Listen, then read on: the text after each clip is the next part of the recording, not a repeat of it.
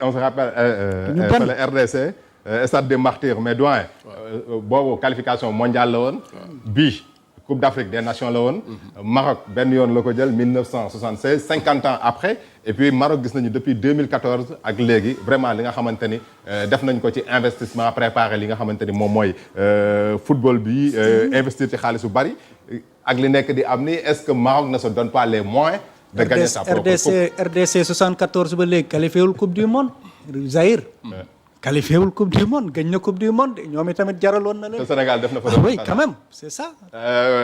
Doyen Assane Maroc ak li ñu nekk di gis nii. loolu yëpp daf ñuy delloo si gis nga am. man wax dëgg yàlla xam naa ne football moo benn niveau. mais yàgg ci football. ak seetaan ko wax avant match. moo jigul kenn. RDC li ngay wax. dañoo wax yéen seen bopp teg seen bopp benn pression boo xam ne soxlawu ko. loolu forcément ren tey la ren dinañ leen def li dinañ leen def lële. est-ce que moment boobu mos nga dégg benn yoon Sénégal tontu. kenn tontuwul. nañ leen xaar fi ñu leen di xaar rek. comme lenn rek la Pape wax lu ma neex. public. avant après lu munti xew 11. hommes ñooy tase dans un rectangle vert. loolu rek mooy li nga xam ne mooy dëgg. loolu nag boo fay ñëw maintenant affaire bi c'est-à-dire li Pape def man waxuma j'ai raison. mais c'est un couteau à double tranchant. qui sait mun na am dina tax gars yi ne ah bon. coach loolu la gars yi def. ok dinañ ko mun na leen sublimer mais aussi. départ ci ne ñëpp gëmal seen bopp. parce que Pape tout le temps dañ ko suñ ko laajee arbitrage mu ne du ma wax ci loolu. ñun suñu philosophie la ñu am dañuy jouer ji. mais de Pape comme dafa doore woon ci loolu. mu koy jig non lu mbotee di lekk ba doon kuy continuer noonu. Pape bu la kenn dugal ci tranquillité sérénité ci tranquillité Pape même au sein de la tanière de temps en temps xaw nañ ko xupp tuuti. man mii di wax ak yéen personnellement. man sama jikko baaxul benn moment j'ai dit mais Pape pourquoi muy nangu lépp.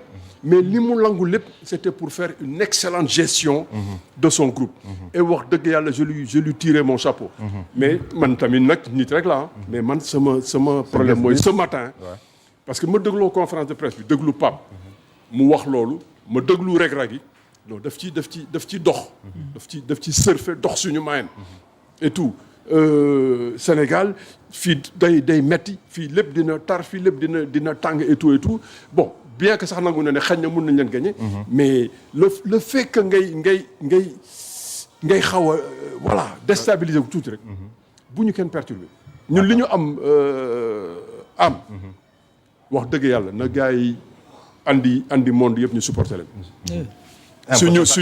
suñu match bi ñu def contre Égypte sérieux bi ñu ci def application bi ñu ci def suñ ko defee ci Maroc ala kulli al fa ñuy mujjee foofu fu baax fi lay doon maintenant est-ce que nag dinañ ñu dugal ci nga xool kenn ñëw ne woy Edouard sa baaraam bi dafa xonq sa yére bi lan moo ci nekk non boo ma nee sa yére bi lan moo ci nekk ma ne la am simili yére bi jëlal il ne faut pas répondre à aucune provocation super nañu serein rek nañu tranquille parce que c'est très important Sénégal match yi muy joué yëpp dem nañ sax ba ay ñu mag ci football dañu tuddee la force tranquille tout le temps dañuy contrôler suñu match tout le temps même sax bu ñu juumee ba nga xaw ñu bett ñu dellu si waat donc ak sérénité ak calme ak tranquillité loolu tant que mun nga ko fu mu munti doon fa ngeen di dem foofu lay mujjee parce que ñoom la ñuy jéem su dee suñu tranquillité mënuñu ko perturber ñu dem avancer yàlla tere seytaane dal leen mais ñoom seen mbokk yi duñu leen xaar dañuy dal seen kaw dañ leen di perturber bu boobaa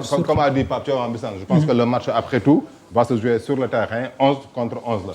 Donc absolument voilà ce qui va nous mener directement ci waxtaan bi parce que voilà lii c'est vrai que mënu ci ñàkk parce que dañu gis engouement beeg ay information la yoo xamante ne aussi mu ngi nekk di xew foofu lee ca Maroc internautes yi ñu ngi leen di nuyu bu baax a baax les supporters du Sénégal yéen tamit ñu ngi leen di xaar na gars yi envoyé drapeau yi nañu envoyé ñaan yi bu ko defee suba incha allah rabi tranquillement la coupe va revenir fii ci Sénégal ñu soulever suñu deuxième étoile incha allah rabi alors doyen ñu dem ci jàngat yi nag c'est deux équipes comme ni ma ko waxee ñoo xamante ni kenn ki muy Maroc gis nañu classement bi mu am ci classement FIFA nekk première nation africaine Sénégal nekk deuxième mu nekk ñaari équipes yoo xamante ni ay équipes yu mag lañu. tey boo leen doon analyser d'abord ñu jël équipe bu Maroc. les forces de l'équipe du Maroc parce que quand même c'est une équipe boo xamante ni bari na ay potentiel il y a de grands joueurs on peut citer un joueur comme Achraf Hakimi on peut jouer un joueur comme Brahim Diaz et tant d'autres yoo xamante ne ñu ngi ci équipe bu Maroc bi qu'est-ce que cette équipe du Maroc a comme force? Écoute ils ont déjà l'envie boo xam ne nekk sa dëkk ak organisé ak ñu sas la ak li ci laxasu li ci laxasu mooy seen sélectionneur wax na leen ko 50 ans la ñu xaar pour jëlaat CAN bu ngeen sàgganee ba suba ci leen ngeen bëgg a xaaraat 50 ans loolu seen affaire xam nga loolu lu leer la donc ñoom dañu am pression de résultat fa mu leen toll ñun yegguñu fa et loolu pression tam dafa mettre ci football ils ont des forces seen force identifié nañ ko lan la ci Hakimi bi ngay wax Hakimi loo munti wax il est pas à 100% c'est pas le Hakimi de Paris Saint-Germain en finale de Ligue des Champions c'est un Hakimi qui est en phase de reprise boo ko gisee sax il est un peu timide il revient de blessure keroog contre Nigeria Hakimi def na ay fautes yu compliquées yu bëri de temps en temps du xool fu mu jaar remettre balle bi ci axe de jeu bi ñu perte ko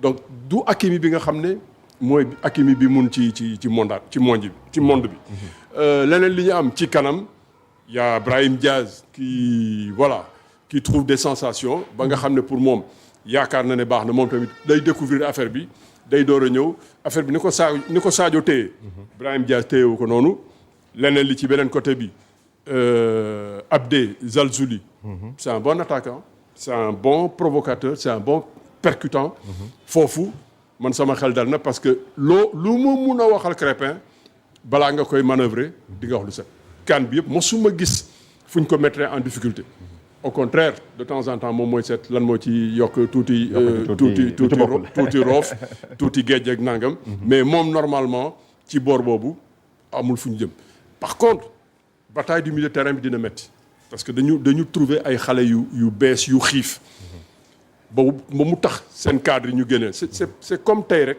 bu ñu demoon ba lenn xew ba ñu obligé génnee Gana parce que li dal Amrabat nga xam ne mooy seen milieu mooy seen cadre mooy seen papa qui a fait le mondial nangam même donte dafa xawoon gaañu mais fi mu ne xale yooyu pousse nañ ko ci biti mais xale yooyu à valeur égale ñoom ak Pape Gueye kenn yóbbulu ko dara ñoom ak expérience su Gana yóbbuluñ ko dara donc Lamine Camara muy ñëw wala Pape Matar Sarr fa ñu nekk seen niveau ñoom yegguñu foofu donc foofu bataille ce sera un très beau combat. La bataille du milieu. Au milieu terrain mais ce sera à armes égales wala boog ñun ñu ëpp leen tuuti par vécu par métier wala par expérience.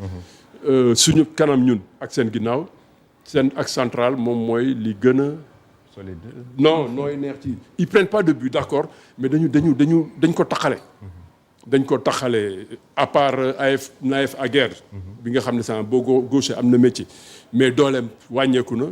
kañ koy booleel dañu wër ba dernière seconde la ñu xam kan la te kooku jéyemaan la defkatu jéye la donc c'est pas la grosse sérénité donc foofu ñun suñu peser ci boor boobu duut fa baaraam ci foofu muy ci ak central Maroc buy metti dinañ leen andi problème te leneen li ma ci xam mooy beneen arrière bi kii nekkoon Bayern nekk actuellement voilà mis xoolal ma kii dinaa la ko wax tuuti. Hakimi doful ba du respecter Sadio Mané donc de l'autre côté aussi ak Iliman Ndiaye Mazraoui dina am beneen soxla wala beneen métier bu dul gumba dina tal leneen dul tëbitan donc ce sera un match très difficile on a beaucoup d'atouts parce qu'on va les pousser à défendre sur nous ñoom nag comme ils disent ils vont mettre de l'intensité ils vont essayer de nous bouger pour que public bi ànd ak ñoom mais dina suñu perturbé wul daal. ba nga xam ne li nga xam ne bokkul ci diggu terrain bi. ñun dugaluñ ñu ci suñu tasee ci diggu terrain bi dina metti trop. le côté droit Hakimi Brahim Diaz contre Mané ak Crépin. Hakimi am na soxla. non foofu contre El Hadj Malick. El Malick am na déjà référence. jël na Salah def ko ci poosam. tu me diras actuellement Brahim Diaz du moroomu Salah. parce que Salah fi mu nekk nii effectivement nekkul ci dara. mais El Hadj Malick tam dafa nekk ci yoon. nekk xale am ambition monde di ko door a gis. nga door a dem West Ham bëgg fa jóge c'est là le moment de montrer que tu es un grand. déjà même ci tanière bi entre moom mooy 1 wala numéro 2 ñu ngi koy laam-laame donc match am la. noonu nag soo amee fulla am ambition ci moment yi ngay wane sa bopp. wàññi tuuti extra xadar bi après juste benn duel boo gagné nga tëb yëkkati ay loxo yuuxu loolu yëpp jaru ko ci yow dalal rek waa ji saa yu ñëwee rek ne ko maa ngi fii de waa frontière douane baa ngi fii tey balaa nga fii jaar da ngay fay. su fekkee ne il le joue comme ça nekk ci loolu le Sénégal a beaucoup d'arguments. waaw je suis rek damay ñaan rek ñu bañ a dem ci détail ba gars yi dugal ñu ci voilà beneen gamme bu dul concentration ak sérieux ak solidité. rester aussi ci suñu ay principe de jeu. suñu philosophie de jeu am. dañuy jàng. bindal nañu sëriñ bi bindal ñuy jàng ba tari moo jot. mais mënatuloo dem di effacer sa àll di def leen da ngay tari rek. sama question ci côté droit bi Mbissane. parce que Hakimi gis nañ c'est monté ah. yi muy def il joue en latéral mais il pèse beaucoup ci offensive bu Maroc avec Sadio Mané est-ce que Hakimi se sentira en liberté bay def ces montées là. peut-être préoccupation yi mooy est-ce que Sadio Mané dina def ay repli défensif. est-ce que ay atam may na ko est-ce que ay tànkam may na ko face à Hakimi mi nga xam ne nii moom it il est très très offensif. donc Sadio il sera obligé de faire des replis défensifs. en tout cas Sadio avait gagné son duel avec Mo Salah donc ñu ngi koy xaar aussi suba son duel avec Achraf Hakimi doyen Assane par rapport à cette question. Sadio avec les replis défensifs. mais est-ce que vous pensez que Hakimi dina ko ñeme bay yegg. déjà Hakimi dina tal leneen.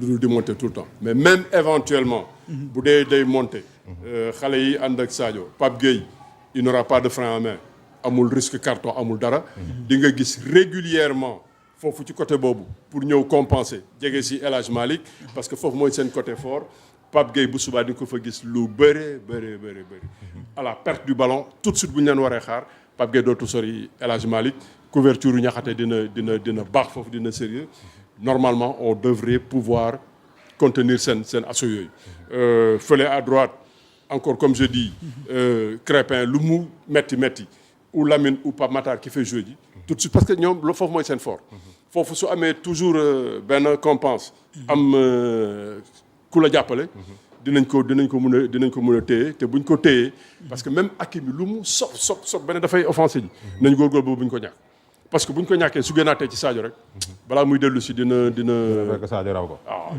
dina gis leneen. bu ñu seetaanee Maroc ak ñi mu joué. on va prendre 2 exemples ay matchs de référence mooy Cameroun ak. Nigéria. Voilà moi quand j'ai